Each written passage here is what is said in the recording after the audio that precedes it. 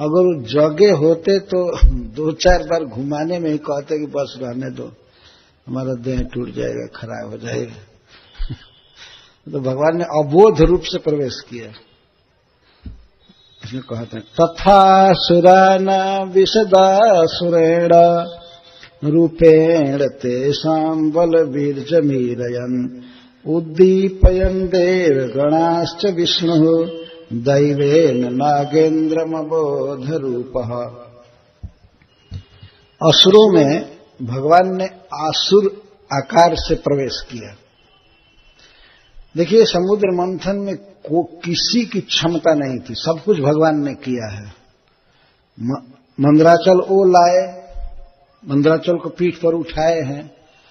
अब दैत्यों में दैत्य के आकार से वे प्रवेश कर रहे। एक तो उनका जो भाव था, जोश, भोग की लालसा, उसको भगवान ने बढ़ाया, तो उस लालसा के कारण वे लगे रहे। और दूसरी बात ये थी कि वे स्वयं ही दैत्याकार हो करके उसमें मथ रहे थे, उनमें प्रवेश करके वही मथ रहे थे। और देवताओं में देवता के आकार से मथ रहे थे, देवताओं के भीतर भी प्रवेश कर गए आविशद, और देवता के रूप में वे अलग भी खड़े होकर के मथ रहे थे। देवताओं की तरफ से भी भगवान थे, असुरों की तरफ से थे। तेषां बलवीर्य मीरयन्, उनके बल और वीरता, शक्ति को, बल और शक्ति को बढ़ा रहे थे, बढ़ाते हुए लगे थे। उद्दीपयन् देवगणाश्च विष्णु, और देवताओं की शक्ति को और उनके बल को उद्दीपयन् और दीपयन् और ऊंचा प्रदीप्त कर रहे थे, बढ़ा रहे थे। और नागेंद्रम और सर्पराज में अबोध रूप, निद्रा के रूप में प्रवेश कर गए। उनमें भी वे शक्ति दिए थे, नहीं तो वासुकी की देह भी खराब हो गई होती। उसमें वो निद्रा तो दिए ही, और भी शक्ति दे रहे थे। जितना भी बल है, तेज है, सब कुछ भगवान से आता है। भगवान ने गीता में कहा है कि प्रभास्मी से सूर्यदेव, सूर्य और चंद्रमा में जो प्रकाश है वो मेरा प्रकाश है। भगवान के नख की ज्योति सूर्य की ज्योति में भरी हुई है, इतना प्रकाश है भगवान में।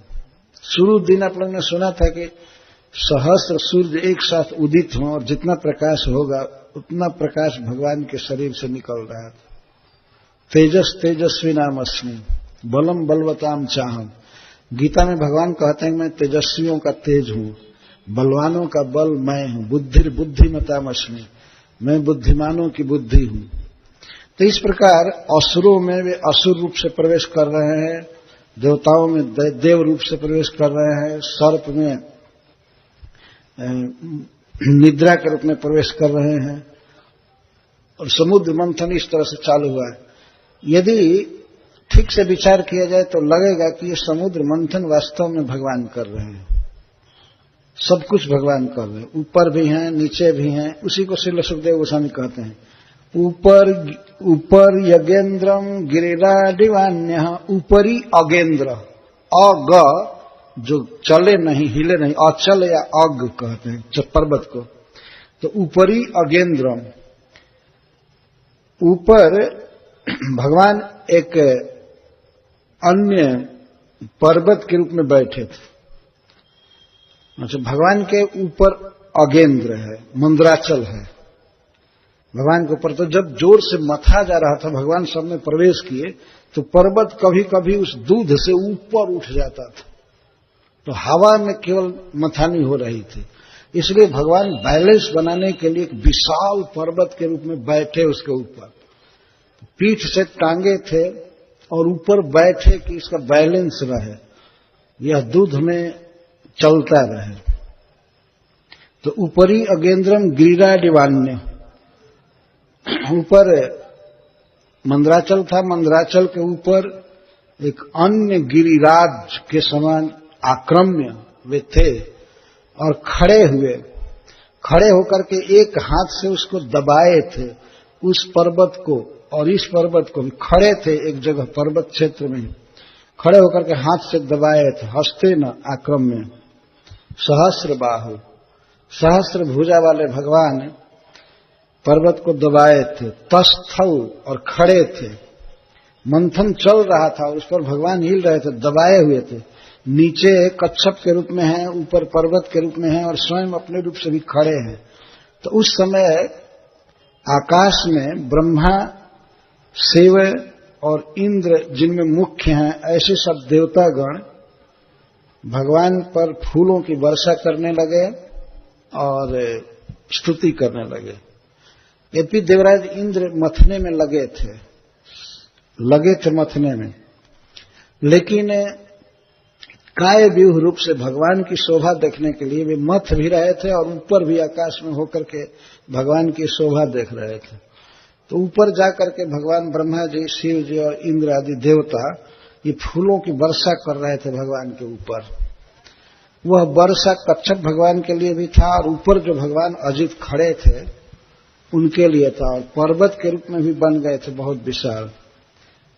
सुमनो विवृष्ट, सुमन फूल की वर्षा हो रही थी और अभिष्टवत भी, और भगवान के गुण गाए जा रहे थे। हरे कृष्णा कृष्णा कृष्णा हरे हरे, हरे राम राम राम हरे हरे। विविध प्रकार से गान हो रहा था।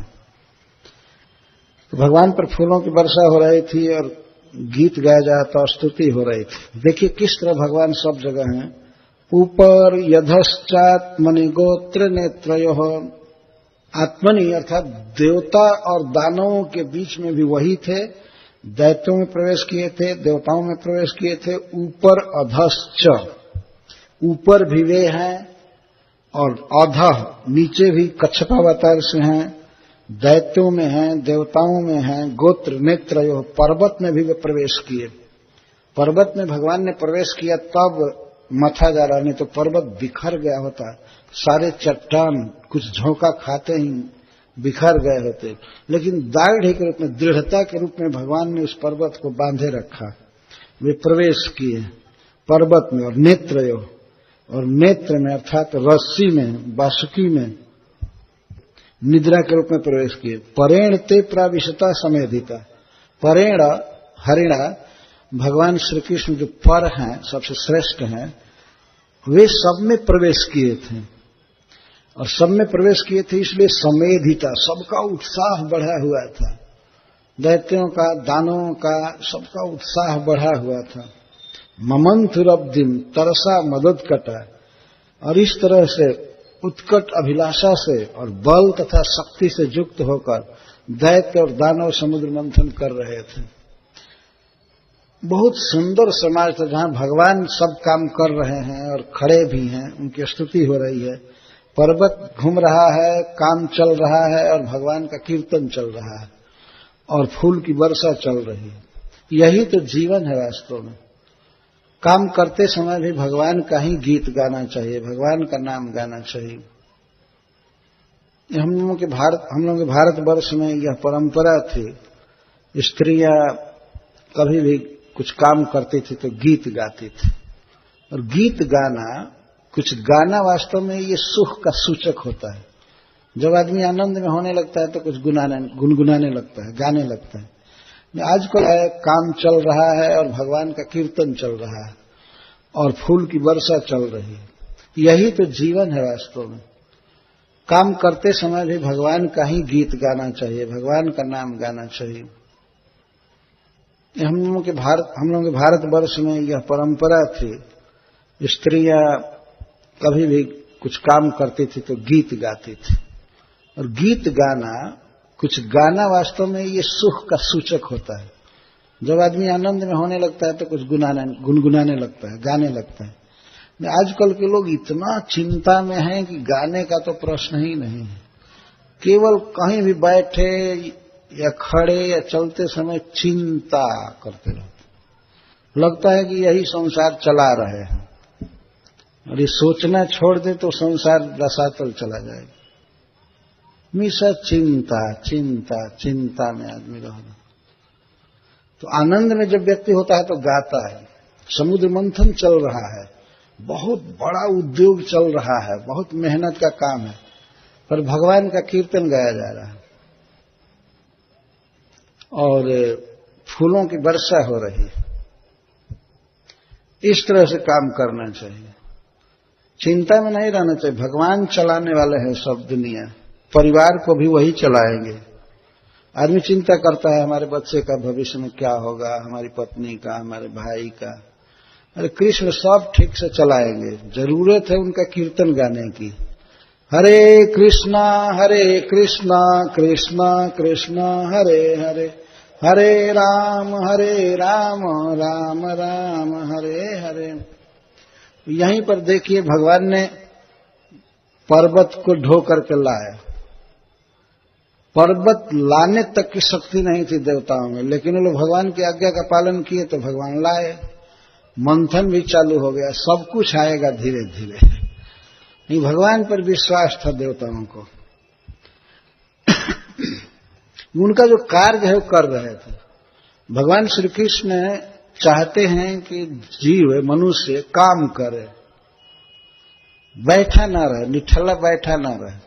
भगवान ने दुनिया बनाए हैं तो चाहते हैं सब लोग काम करे, काम करना चाहिए, कार्य करना चाहिए। लेकिन भगवान की आज्ञा के अनुसार, शास्त्र के अनुसार, आप ऐसे जरा विचार कीजिए, कोई घर का मालिक है तो क्या वो चाहेगा कि और लोग बैठे केवल सोएं?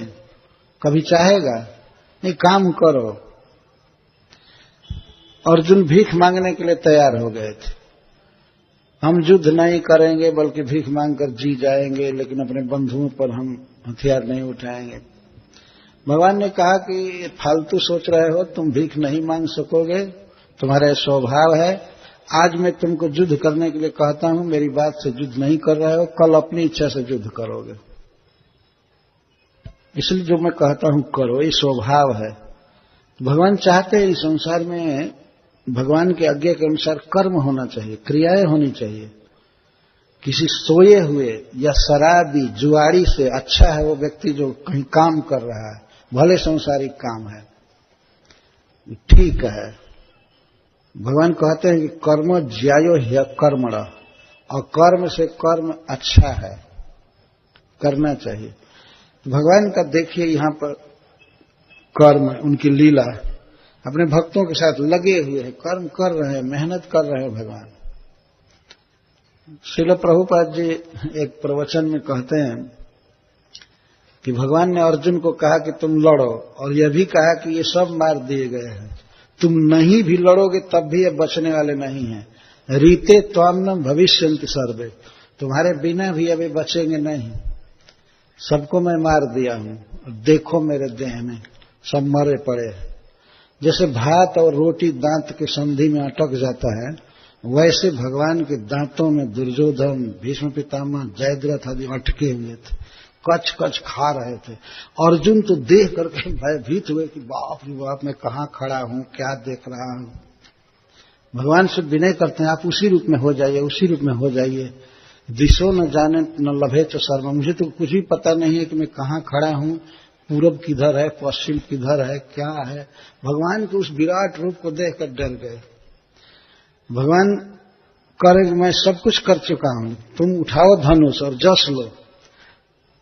अर्जुन कह सकते थे जब सब काम आप कर ही दिए हैं तो हमको क्यों लड़ा रहे हैं, ऐसा क्यों कर रहे हैं।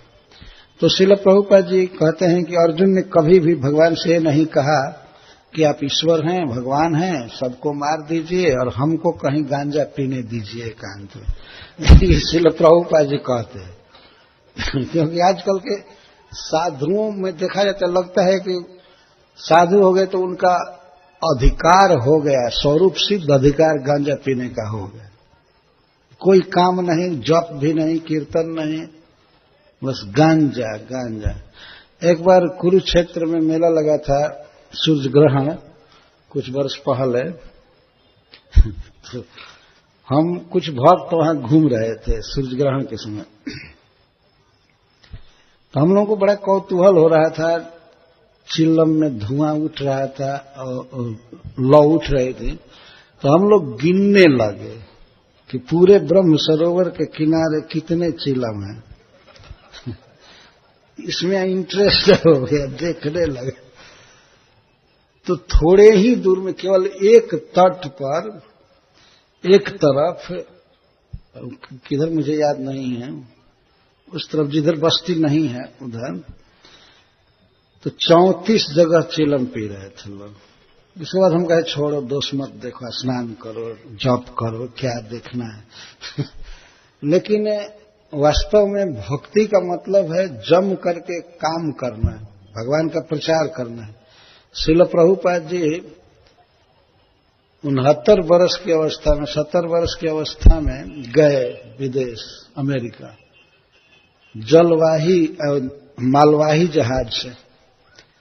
तो जो माता जी उनको भेजने वाली थी टिकट देकर अपने जहाज से, तो प्रभुपाद से कहे कि स्वामी जी मुझे हत्या का दोष लगेगा, आप आराम कीजिए वृंदावन में, आप विदेश मत जाइए, ये जाने का समय नहीं है, हम पर पाप लगेगा, आपकी मृत्यु हो जाएगी तो हम पर बहुत हत्या का पाप लगेगा। प्रभुपाद जी कहते नहीं नहीं, चाहे मरूं चाहे जीऊं, हमें एक बार कार्य करना है।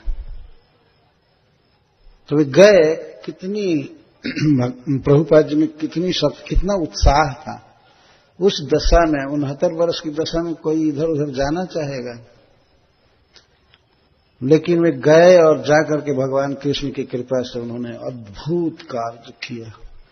इतिहास में ऐसा सफल व्यक्ति कभी नहीं हुआ है। लोग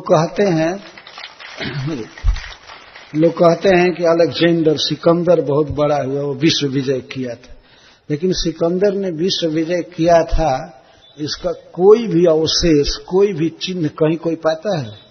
कहीं कोई है? लेकिन जुग जुग तक ऐसा समय आएगा कि प्रभुपाद जी का दिग्विजय का चिन्ह दुनिया में सब जगह पाया जाएगा, जैसा अभी पाया जा रहा है। हम लोग जाते हैं किसी भी देश में, कहीं भी भगवान श्री कृष्ण के अर्चा विग्रह स्थापित हैं, पंच तत्व स्थापित है, मतलब चैतन्य महाप्रभु और उनके साथी भगवान श्री राम, श्रीनाथ जी, इन सब के श्री विग्रह स्थापित हैं।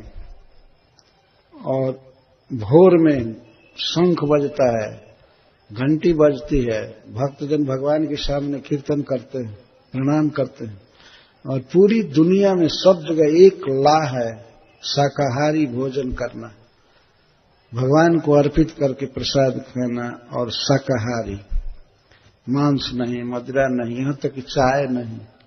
इतना सफल कौन व्यक्ति हुआ है दुनिया में आज तक? तो कोई कल्पना भी नहीं कर सकता। और वो भी 70 वर्ष की उम्र में गए और 11 वर्ष केवल प्रचार किए, केवल 11 वर्ष प्रभुपाद ने प्रचार किए विदेश, और इतने सफल व्यक्ति रहे। भगवान मदद करते हैं। प्रभुपाद जी भगवान का काम करना चाहते थे तो भगवान ने उन्हें पूरी शक्ति दी है, जैसे अर्जुन को दिया शक्ति विजय करने की। तो कर्म करना चाहिए, जब तक भगवान ने शक्ति दिया है उनका काम करना, उनका प्रचार करना, कीर्तन गाना, और भगवान के लिटरेचर को, जैसे भगवत गीता है, भागवत है, इसको जन जन में पहुंचाना, यही सब जीव का स्वरूपभूत कार्य है, तो करना चाहिए। यहां पर इस कथा में हम देख रहे हैं कि कितने कर्मशील हैं भक्तजन, देवता लोग, और दैत्य भी लगे हुए हैं। भगवान सब में प्रवेश कर रहे हैं, सबका उत्साह बढ़ा रहे हैं अमृत प्राप्ति के लिए। तो ऊपर यधश्चात मणिगोत्र नेत्रयो परेण ते प्राविष्टा समेधिता ममंथुरब्धिम तरसा मदोत्कटा महाद्रेणाक्षोभित नक्र चक्र। सब बड़े उत्साह से समुद्र मथ रहे हैं।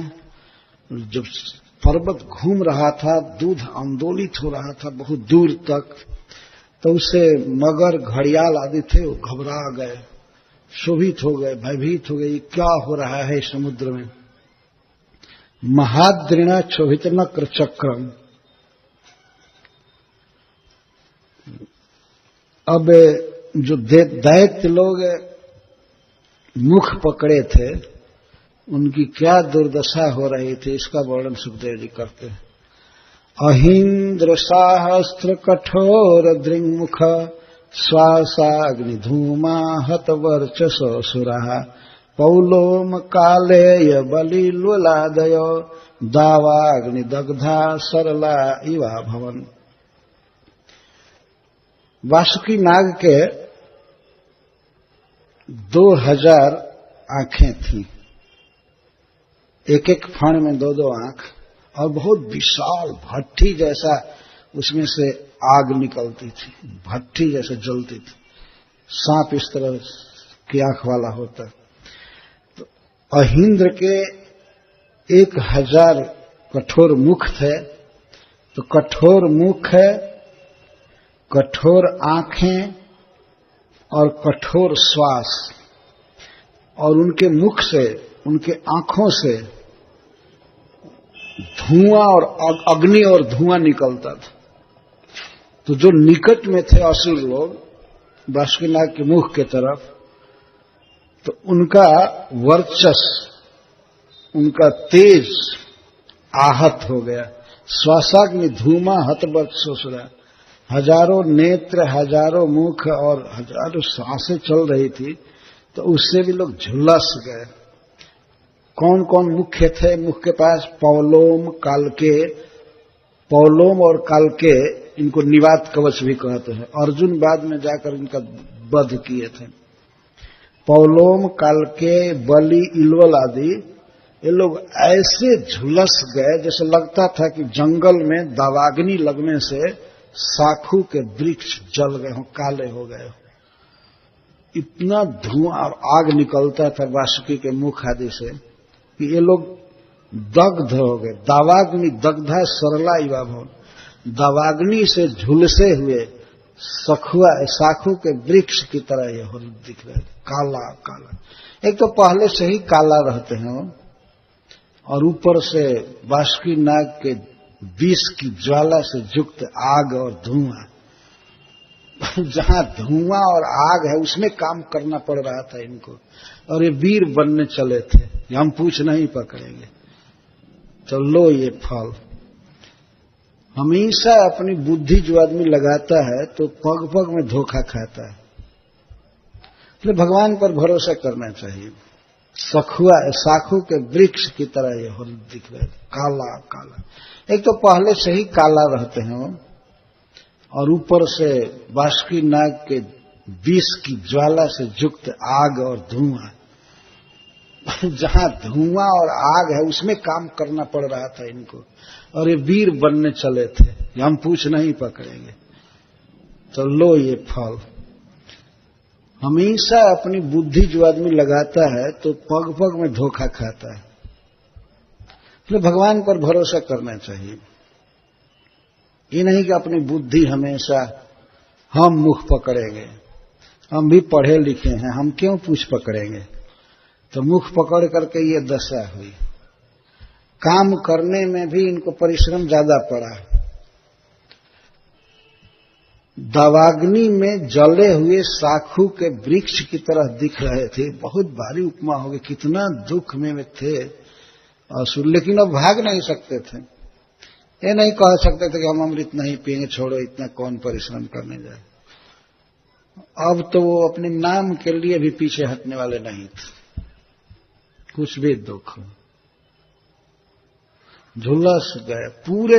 जब तक समुद्र मंथन चलता रहा तब तक वासुकी जी की सांसें तो और तेज हो गई थी। आदमी रात में बेहोश रहता है, सोता है, फिर भी सांस तो चलती ही है ना।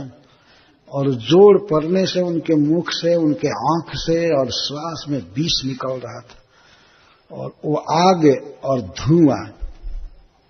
धुआं और आग लगातार 24 घंटे जिसको लग रहा है वो कैसे सुख से रहेगा।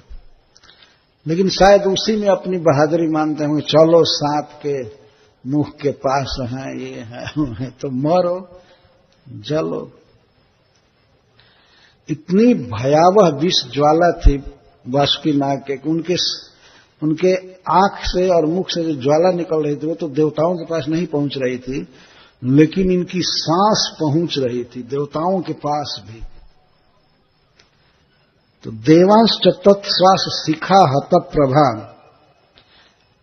लेकिन देवता लोग बच गए थे, कम उन पर लग रहा था। श्वास शिखा का मतलब है श्वास का अंतिम झोंका देवताओं के पास भी पहुंचता था, लेकिन वो लोग क्या हुआ, उनकी दशा हत प्रभा, उनकी प्रभा हत हो गई। जो पहले गोरे गोरे लगे थे चमचम चमकते हुए कपड़ा पहन करके, अब सब फीके हो गए,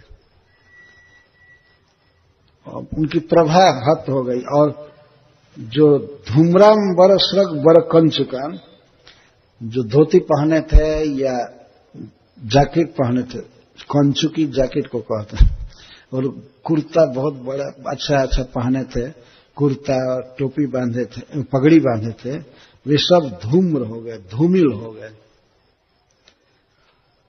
पर उन लोगों के शरीर पर कोई ऐसा प्रभाव नहीं पड़ा। कपड़ा धूमिल हो गया और माला धूमिल हो गई, सब धूमिल हो गया, लेकिन भगवान की कृपा से शरीर ठीक रहा। क्योंकि समभ्य वर्ष भगवद वसाघना, देवताओं पर भगवान के वश में रहने वाले बादल रिमझिम वर्षा कर रहे थे, फूही बरस रहे थे, सीकर बरस रहा था। और बवौ समुद्रो उपगूढ़ वायव, और समुद्र की तरंगों का आलिंगन करके हवाएं चलती थी, मतलब शीतल हवा देवताओं पर लग रही थी।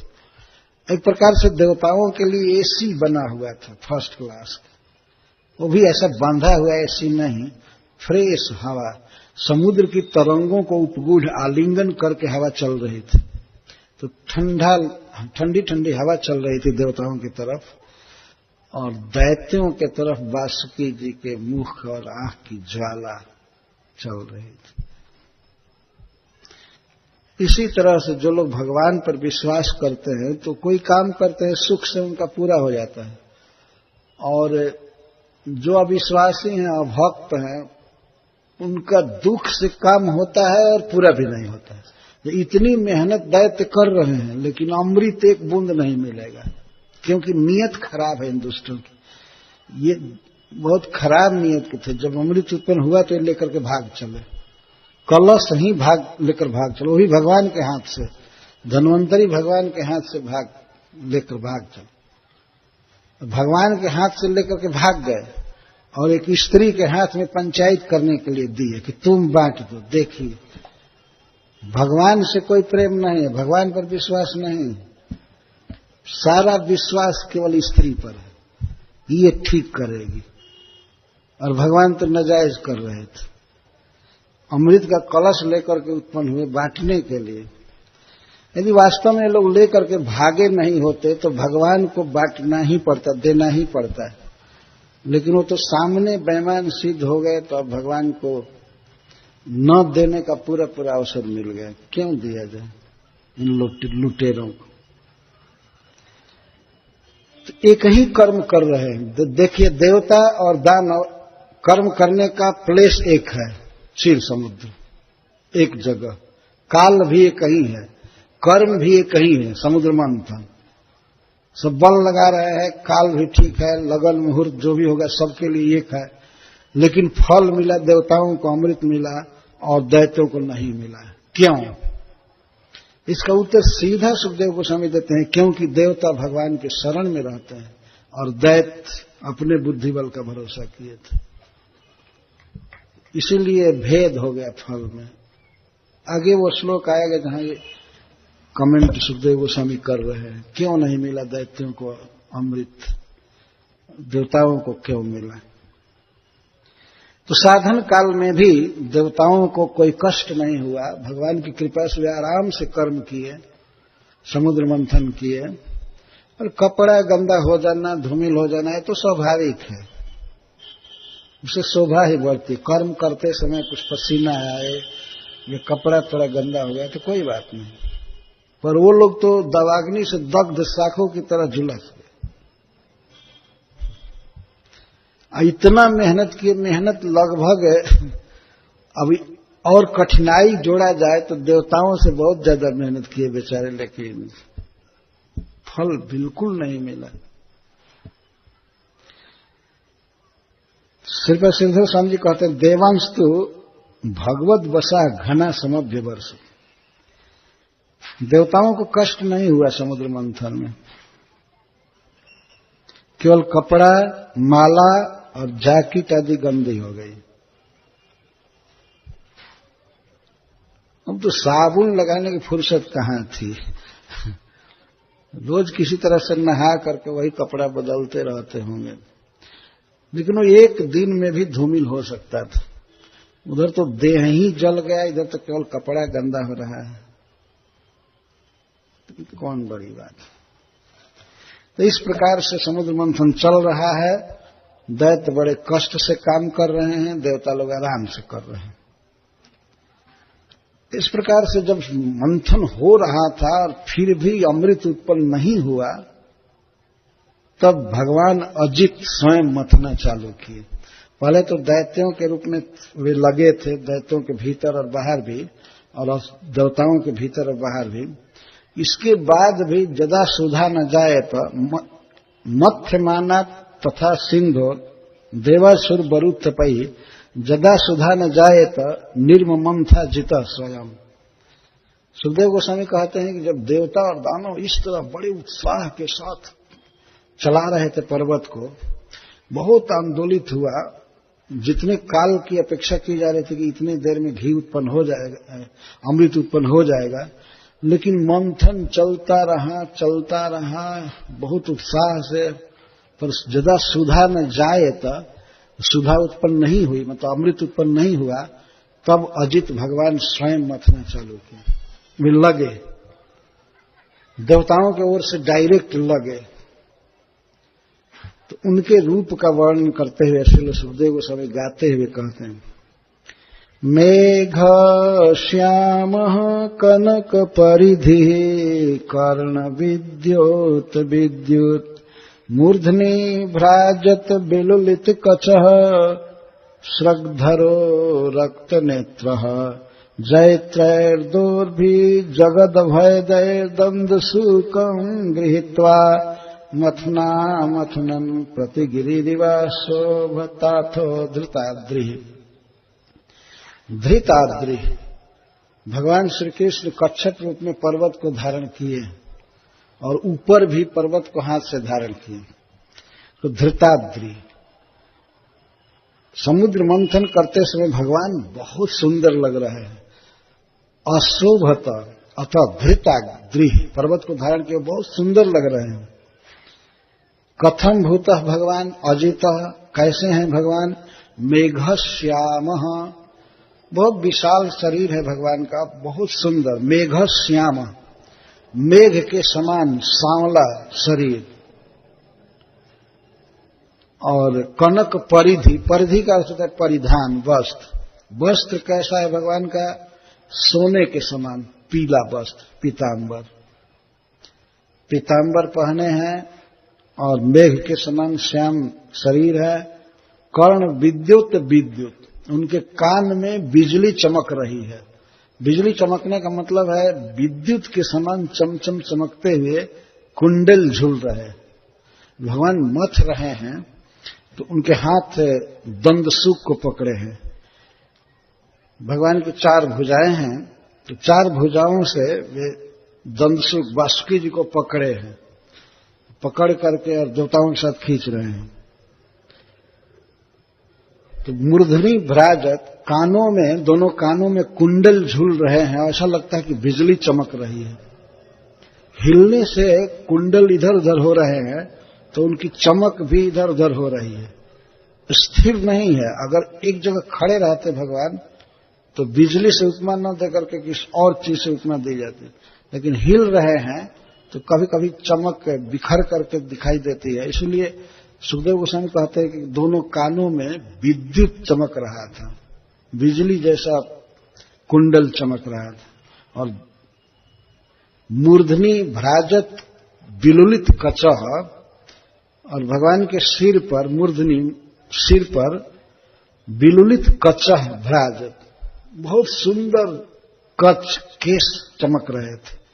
बहुत सुंदर केश है भगवान का, स्वाभाविक। और बिलुलित, विलुलित, बिलुलित का एक अर्थ है हिल रहे हैं, केश हिल रहे हैं वो काम करने से, मंथन करने से।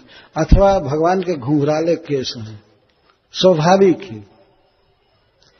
इधर तो कहीं कहीं सैलून में लोग जाकर के अपना केश घुंघराला बनवाते हैं, वो कोई अच्छा नहीं लगता है। ये स्वाभाविक घुंघराले केस भगवान के हैं। मतलब आगे अगला भाग जो केस का है भगवान का थोड़ा सा कुंडली आकार का झुका हुआ है, सो घुंघराले केस कहते हैं। तो बिलुलित कच श्रग धरो, और भगवान बहुत सुंदर माला पहने हैं, फूल की माला। श्रग, श्रग का अर्थ माला, धर्म में धारण करने वाला, माला धारण की है।